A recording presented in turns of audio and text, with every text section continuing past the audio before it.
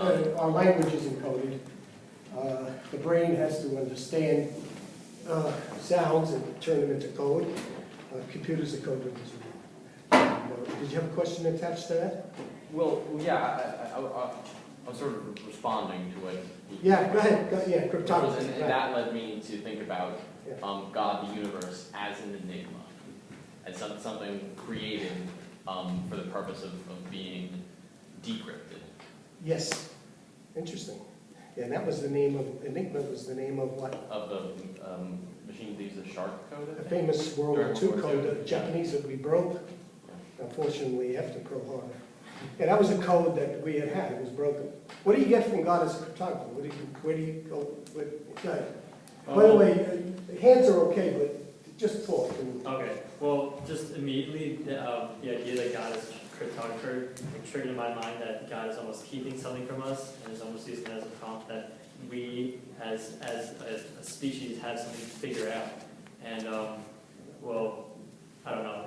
That's an interesting. I didn't want to be like insidious or anything, but What do you mean by insidious? well, or heretical, Or anything like that. look, I'm not gonna. We're talking about science here, okay? Science, and, yeah. Well, we were actually given prompts It's about about pretty certain scientists like Francis Collins and Giacomo. Yeah, they're two different people. Rick, yeah, the Italian, there's a lot of, yeah, it's different, but go ahead. Well, I looked up some of their books, and looking at Rizzolatti, he did a lot of work on mirror neurons. Mirror neurons, yeah. We've actually been talking about that in class a lot, Mhm. and relating that back to the idea that God is a cryptographer. I was wondering if some of that idea is that he wants us to figure something out through like observation of other things and how we react to that, like how we naturally respond to certain things. If there's something that we can decode I by never- ourselves. Never thought of, when I introduced this, never thought of at God had an intention for us to break the code.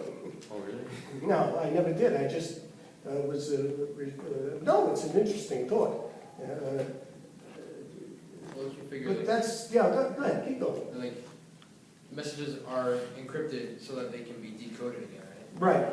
So shouldn't you think that a message that is encrypted, it's our job to try to crack the code?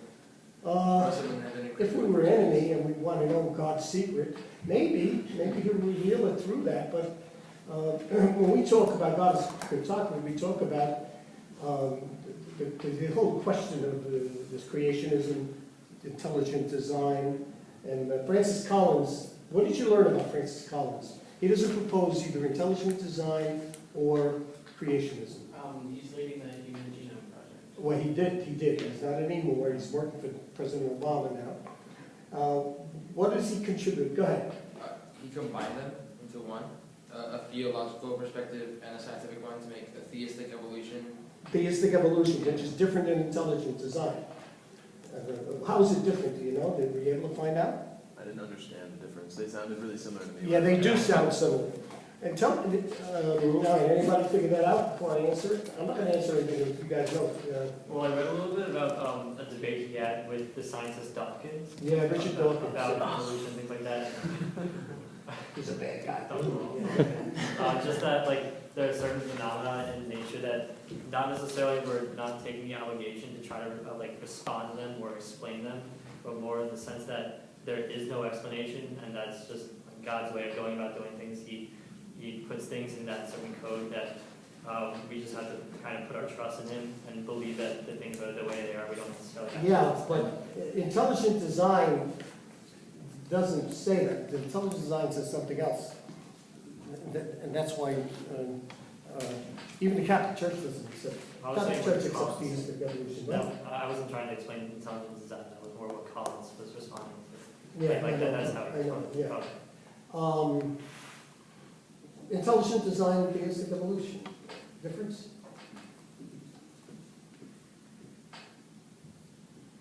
Yes, I forgot the whole hands thing. I think part of it is the intention and involvement of God. That's it. God is an active intervener. He's a providential guy. He's an active intervener in the process. And he intervenes along the way. Theistic evolution just says God started the process. That's all. And then, as you described, let it go. My interest in a psychologist, and I'm teaching neuroscience too, is if you study the brain, do any of you guys, do you study the brain in here? You do what course? Psychology and biology. What? Psychology and biology. Psychobiology. Is that a separate than introduction to psychology, or is it? We are No, we taking take both introduction to classes. psych and biology. And biology, too. Yeah. Well, introduction to psychology, we just touch upon the brain. If you begin to look at the brain and you see how unbelievable the brain operates, we are learning in 10 years, we will not be able to recognize what we know about what we do. The breakthroughs they're making in understanding and studying the brain are daily. Every year I teach about brain and behavior, I have to change the textbook. And I have to, that new things are added on. Usually you change a couple of things, change everything because of the genome project. God is cryptographer. What code does he use? What do you know about the code? We don't understand it. What? Well, we don't fully understand it. Well, we're beginning to understand it. Well, that's debatable too. Um, I mean, how much of it can we actually understand? Like even in the Dawkins debate with Collins, he attributes everything that we don't understand. He says that is God. Yeah. He identifies that as God. So yeah, we can't right. actually- But boy, we know a lot about it with Crick and Watson. Prior to that, we knew very little. But that might not be anything we can actually ever grasp. I don't know about that. I mean, Well, Collins said that DNA Mhm. is God's code. He intimated that in the book, yes. Do you remember what he calls his whole theory, theistic evolution? He gives it a name. Biologos. The word, say, what, logos, biology. And but what Collins says is that, see, most people who hold to evolution, even Jefferson was a deist, they say science and theology is separate. Don't even try to combine them. Actually, Catholic Church takes that stand. We teach science, we teach theology. Collins claims that we can begin to, that's why I said when we're beginning to understand it, we can begin to understand, and that there are links in it. Go. Could you say perhaps that we're at the point where we can't afford to keep them separate anymore because we're understanding so much about the human condition? It's necessary to link our understanding of spirituality and theology. That's right. We're going to have to, because you're going to see when they begin to understand. I'm a clinical psychologist. My interest is in the brain and mental disorder. And boy, I can show you a depressed brain and show you a non-depressed brain. It actually gets dark. And then when you come out of depression, it gets lighter. The disorders, we're beginning to localize them. We're beginning to break down the genes that are associated with them. That doesn't mean we can intervene. The genes that are associated with them.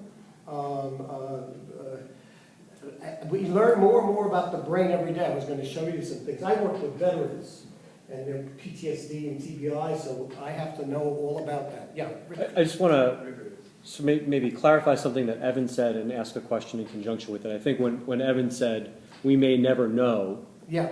I think probably what he had in mind is a discussion that's sort of been ongoing in the seminar prior to your appearance today about, to put it simply, can your brain explain your mind? In other words, can the physical organ All right. explain all psychological phenomena or spiritual phenomena? Is that what you meant, Evan? Like we can yeah. And does anybody ever watch Charlie Rose's Brain series? You know what Charlie Rose is? Nobody really knows. You know who Charlie Rose sure. is. Respect. Well, Rose brought together. You can stream it in. You should show some of it. He got all the top neuroscientists in the country. Rizzolatti was on, Damasio? yeah, Italian, I remember the names. And at some point he asks all of them, what is one question